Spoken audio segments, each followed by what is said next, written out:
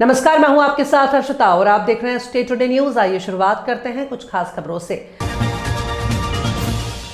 यातायात माह के अंतर्गत यातायात नियमों के प्रति जागरूक करने के लिए पुलिस और परिवहन विभाग द्वारा संयुक्त ऑटो रैली निकाली गई है। रैली को पुलिस अधीक्षक doctor Gurkaran Singh, deputy collector Babita Singh, क्षेत्रीय परिवहन अधिकारी निशा चौहान और डीएसपी यातायात संतोष मिश्रा ने ध्वज दिखाकर रवाना किया।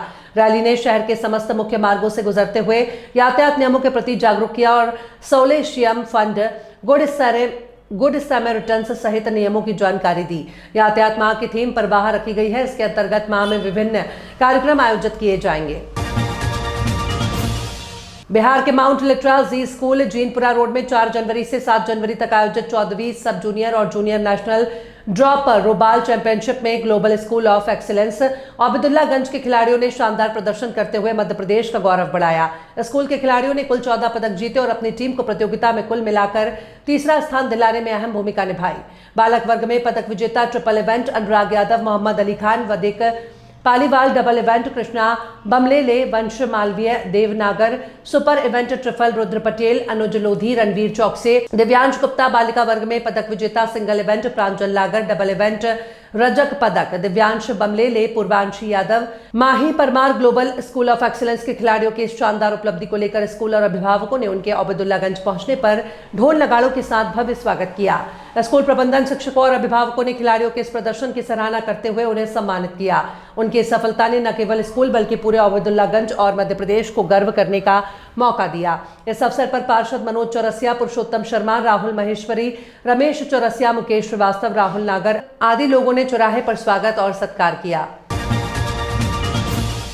उज्जैन बड़नगर रोड पर आज एक दिल दहलाने वाला सड़क हादसा सामने आया है, जहां तेज रफ्तार असंतुलित स्कॉर्पियो कार में एक बाइक सवार अपनी चपेट में ले लिया और करीब 100 मीटर तक घसीटते हुए ले गई। इस दौरान स्कॉर्पियो कार भी पलट गई और बाइक पर सवार 2 युवकों में से एक की मौत हो गई। घटना की जानकारी लगने के बाद इंगोरिया थाना पुलिस मौके पर पहुंची और घायल को उपचार के लिए अस्पताल पहुंचाया। वहीं मृतक के शव को पोस्टमार्टम के लिए अस्पताल में भिजवाया है। बताया जा रहा है कि स्कॉर्पियो की स्पीड बहुत ज्यादा थी, यही कारण था कि वो संतुलित हो गई और पलट गई, जिसकी चपेट में बाइक सवार भी आ गया और उसका घटनास्थल पर ही मौत हो गई। दोनों वहां उज्जैन से बड़नगर की ओर जा रहे थे। फिलहाल स्कॉर्पियो में सवार सभी लोग फरार हैं। पुलिस उनकी तलाश कर रही है। बिना नंबर की स्कॉर्पियो से यहां हादसा हुआ है। पुलिस ने आज 4 एडवाइजरी कंपनियों के ऑफिस पर छापा मारा। यहां से पुलिस ने 130 युवक युवतियों को हिरासत में लिया है। कंपनी के 2 मालिकों को भी गिरफ्तार किया गया है। पुलिस ने ऑफिस से बड़ी संख्या में मोबाइल और कंप्यूटर जब्त किए हैं। पुलिस ने आज शहर में बड़ी कार्रवाई करते हुए अलग अलग स्थानों पर चल रही 4 एडवाइजरी कंपनियों के ऑफिस पर एक साथ छापा मारा।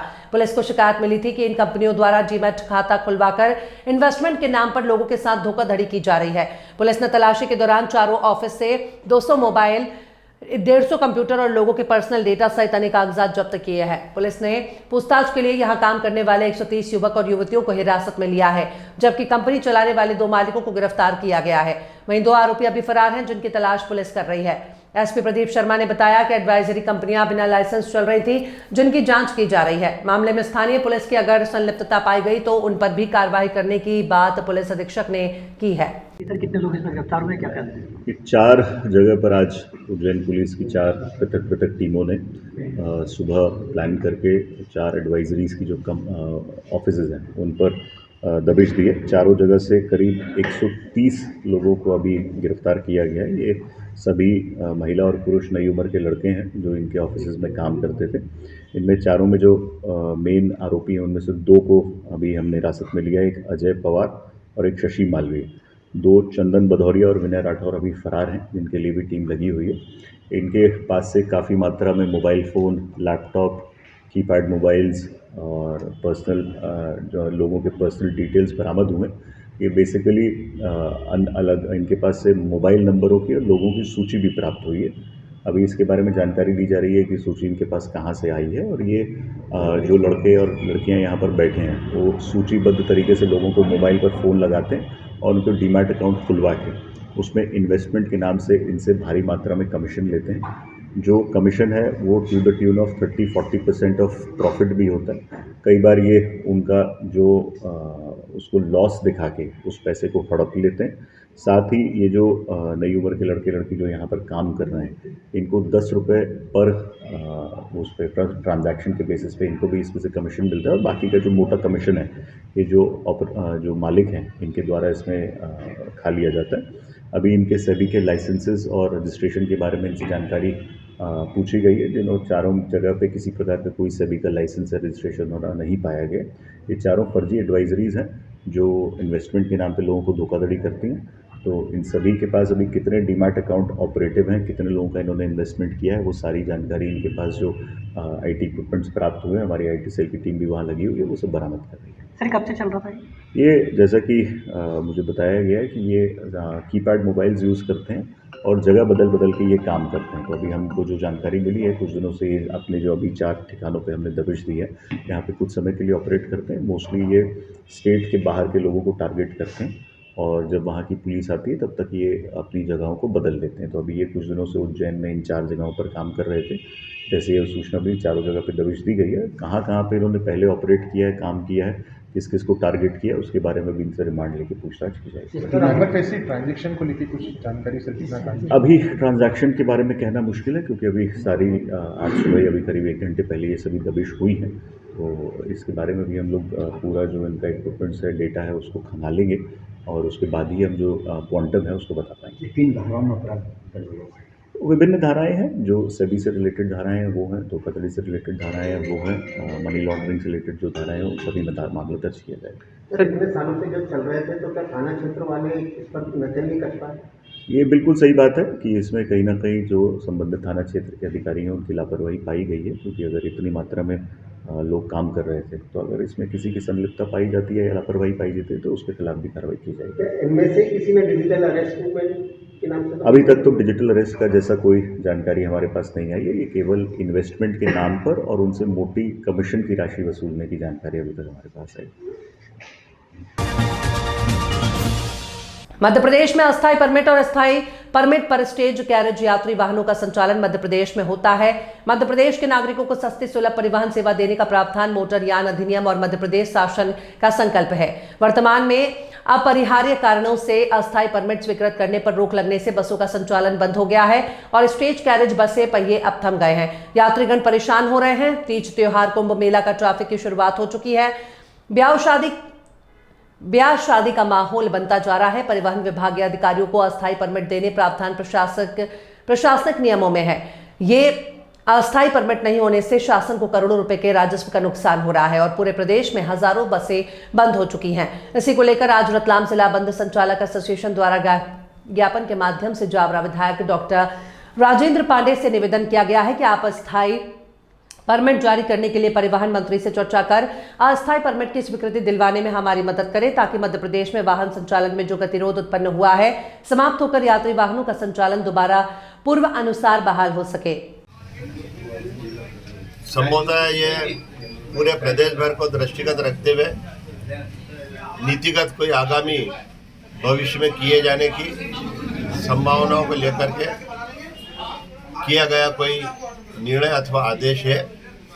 मैंने अभी चर्चा की है, ज्ञापनधारी मेरे पास आए थे, उन्होंने अपनी कठिनाई बताई। क्योंकि पूरे प्रदेश भर में इसे लागू किया गया है, मैं माननीय मंत्री जी से चर्चा करते हुए इसमें क्या और अधिक सरलता लाई जा सकती है, कैसे इसे फिर से ठीक किया जा सकता है, इसके संबंध में पूरी गंभीरता से चर्चा करूँगा।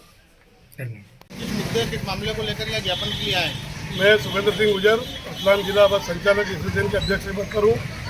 हम हमारे जो जावरा शहर के माननीय विधायक राजेंद्र पांडे को हमारी बस की जो समस्या है, परमिट अभी बंद कर दिया गया है। अस्थायी परमिट शासन की व्यवस्था है, जनता की सुविधा के लिए परमिट जारी किए जाते हैं, पर शासन की कुछ कमियों के कारण डिप्टी किसी की नियुक्ति नहीं हो रही है और उन नियुक्ति की वजह से आरटीओ को जो पावर थे परमिट जारी करने के, वो अभी विगत 1 जनवरी से बंद कर दिए गए हैं।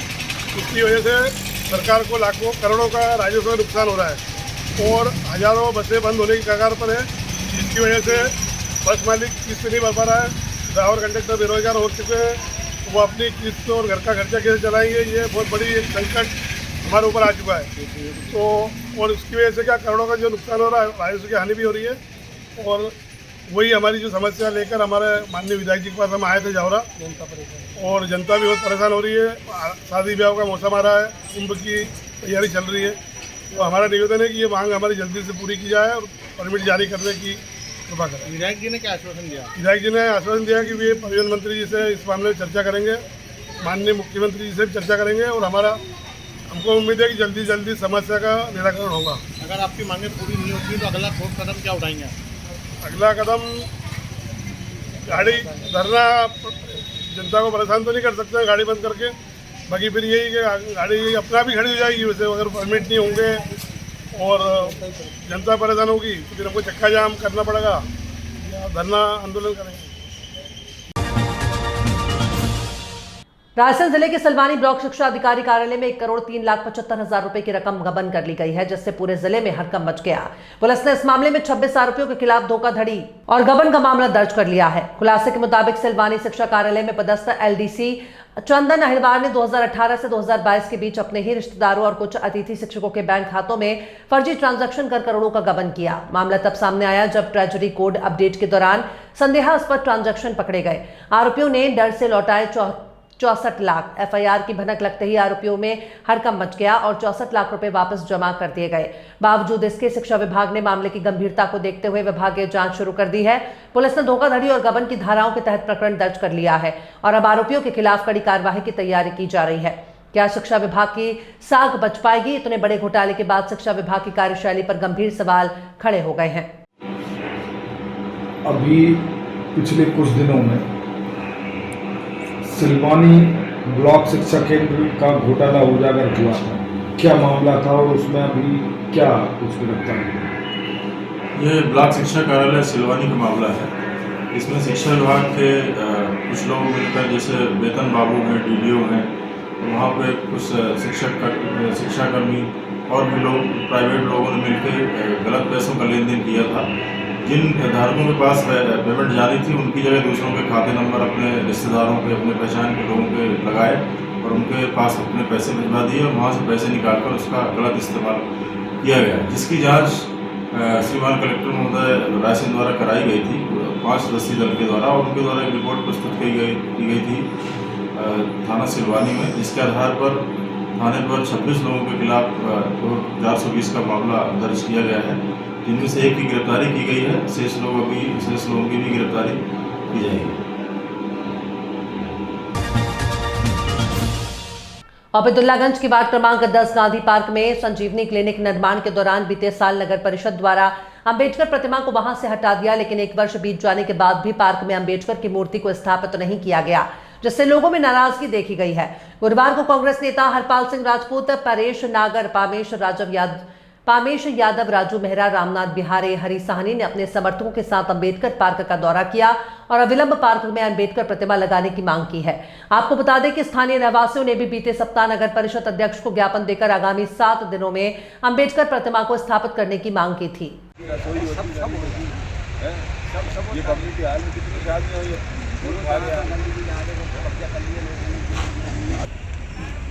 क्या नाम है भाई साहब आपका? मेरा नाम परेश नागर है, मैं जिला अध्यक्ष हूँ यूथ कांग्रेस का रायसेन जिला। आज आप वार्ड नंबर 10 में गांधी पार्क में कैसे आए हैं? देखिए, हमको जानकारी मिली थी कि जो गांधी पार्क है नगर परिषद अब्दुल्लागंज का जो अर्जुन नगर है, इसमें जो गांधी पार्क है, अम्बेडकर जी की प्रतिमा स्थापित की गई थी, लेकिन हमारे पीछे आप देख रहे हैं कि मुख्यमंत्री संजीवनी क्लिनिक बना है, उसको लेकर जो प्रतिमा यहाँ से हटा दी गई थी और नगर परिषद का कहना था कि हमने प्रतिमा को विस्थापित किया, हम दूसरी जगह प्रतिमा का निर्माण करवाएंगे, लेकिन आज तक की तारीख के अंदर प्रतिमा का निर्माण नहीं किया गया है। कहीं ना कहीं ये बाबा साहब भीमराव अम्बेडकर का अपमान है। भाजपा की जो नगर परिषद है, भरी संसद के अंदर अमित शाह जो गृह मंत्री हैं देश के, उन्होंने बाबा साहब भीमराव अम्बेडकर का अपमान किया था और वही पूरी भाजपा उन्हीं की परपार्टी से शुरू से चलती हुई आ रही है, चाहे वो RSS हो, हिंदू सभा के लोग हो। बाबा साहब भीमराव अम्बेडकर का अपमान जो करते आ रहे हैं, उसी अपमान की कड़ी में इन लोगों ने यहाँ से इस प्रतिमा को हटाया है। हमारी मांग नगर परिषद से यही, हमने CMO मैडम से बात की थी, उनका ये कहना है कि हमने यहाँ से प्रतिमा को हटाया है ताकि पार्क का अच्छे से निर्माण हो जाए, उसके बाद प्रतिमा को यहाँ पुनः विस्थापित कर दिया जाएगा। लेकिन हमारी ये मांग है कि आपने उस प्रतिमा को हटाया तो प्रतिमा कहाँ है? कहीं ना कहीं इन्हें प्रतिमा के साथ तोड़फोड़ की है, उसको तोड़कर कहीं ना कहीं फेंक दिया है। बाबा साहब भीमराव अम्बेडकर का ये कहीं ना कहीं घोर अपमान है और यूथ कांग्रेस की ओर से, नगर की पूरी कांग्रेस की ओर से इस अपमान को नहीं सहा जाएगा। कभी जल्द से जल्द प्रतिमा का निर्माण नहीं किया जाता है तो हमारे द्वारा नगर परिषद के खिलाफ FIR भी की जाएगी और धरना प्रदर्शन भी किया जाएगा। क्या नाम है आपका भैया? मैं हरपाल सिंह राजपूत, पूर्व पार्षद उदयननगर से। आज आप किस उद्देश्य से यहाँ पे गांधी पार्क में इकट्ठे हुए आप लोग? हमारे पास जानकारी आई थी कि यहाँ पे वार्ड क्रमांक 10 में गांधी पार्क जो स्थित है, उस गांधी पार्क से पूर्व नगर पंचायत कार्यकाल में जहाँ पे अंबेडकर जी की मूर्ति स्थापित की गई थी, लेकिन विगत 10 वर्षों में हमने ये देखते आ रहा है कि लगातार इस गांधी पार्क के साथ एक अन्याय हो रहा है। यहाँ के रहवासी परेशान हो रहे हैं कि या तो यहाँ पे न पार्क का निर्माण अच्छे से होने दिया गया, न उसका सौंदर्यीकरण होने दिया गया। रही सही जो बाबा साहब अम्बेडकर जी की मूर्ति थी उसे यहाँ से हटा के न जाने कहाँ रखा हुआ है, उसको तोड़ फोड़ करके कहाँ फेंका है, ये नगर पंचायत बता नहीं पा रही है। यहाँ के रहवासियों का कहना है कि एक ही मूर्ति थी जहाँ हम छोटे मोटे कार्यक्रम हो जाते थे, यहाँ पे कम्युनिटी हॉल था, लेकिन इस स्थिति में आ गया है कि ये गांधी पार्क जो कि न किसी कार्य का बचा है न किसी उपयोग का बचा है। क्या चाहते हैं आप? हम ये चाहते हैं कि जिस कार्य के लिए नगर की जो विकास की भूमि जनता के लिए आई थी उसका सदुपयोग हो, है ना। यहाँ पर गांधी पार्क के अंदर हमारे बाबा साहब अम्बेडकर जी की मूर्ति ससम्मान पुनर्स्थापित की जाए, उनका सम्मान वापस दिया जाए। अगर ये ऐसा नहीं करते हैं तो निश्चित ही हम आंदोलन करेंगे और पूरे रहवासियों ने, यहाँ खड़े पूरे रहवासी हमारे साथ हैं, उनका कहना हमें हमारी चीज़ वापस दी जाए और इसका सौंदर्यीकरण जब किया जाए ताकि हमारे वार्ड की सुंदरता हमें मिल सके। और हमारे बाबा साहब अम्बेडकर का जो अपमान लगातार भाजपा अपनी मानसिकता दिखा रही है अपमान करती हुई, उस अपमान का बदला हम आंदोलन करके और स्थापित करा के ही रहेंगे। बाउंड्री वाल का प्रस्ताव पास हुआ था 2014 के लगभग में, लेकिन फिर नई परिषद जब भाजपा की आई उसने इसका टेंडर कैंसिल किया, ठेकेदार का पहले लागू नहीं किया। पुलिस अधीक्षक दीपक कुमार शुक्ला के द्वारा आगामी त्योहार के दृष्टिगत जिले के समस्त थाना प्रभारी, चौकी प्रभारियों को गुंडा बदमाश वारंटियों और वाहनों की सघन चेकिंग के निर्देश दिए गए। इस अनुक्रम में अतिरिक्त पुलिस अधीक्षक गीतेश गर्ग और SDOP पूजा शर्मा के मार्गदर्शन में थाना प्रभारी अहमदपुर अविनाश भोपले द्वारा अहमदपुर पुलिस स्टाफ के साथ आज बरखेड़ा हसन के पास वाहन चेकिंग की गई। वाहन चेकिंग के दौरान यातायात नियमों का पालन नहीं करने वाले 15 वाहनों के विरुद्ध चालानी कार्यवाही कर 6,900 रुपए का समान शुल्क वसूल किया गया। सराहनीय योगदान उक्त कार्यवाही में थाना प्रभारी अहमदपुर उप निरीक्षक अविनाश भोपले, सहायक उप निरीक्षक नारायण सिंह मीणा, सहायक उप निरीक्षक सुरेंद्र सिंह, प्रधान आरक्षक 434 इंद्रपाल सिंह, आरक्षक 81 राजबाबू, आरक्षक 437 निखिल, सैनिक 251 ज्ञान सिंह, सैनिक कृष्णपाल, सैनिक 390 राहुल देवड़ा का सराहनीय काम रहा है। खबरों में फिलहाल इतना ही। और भी खबरों के अपडेट्स के लिए आप देखते रहिए स्टे टुडे न्यूज।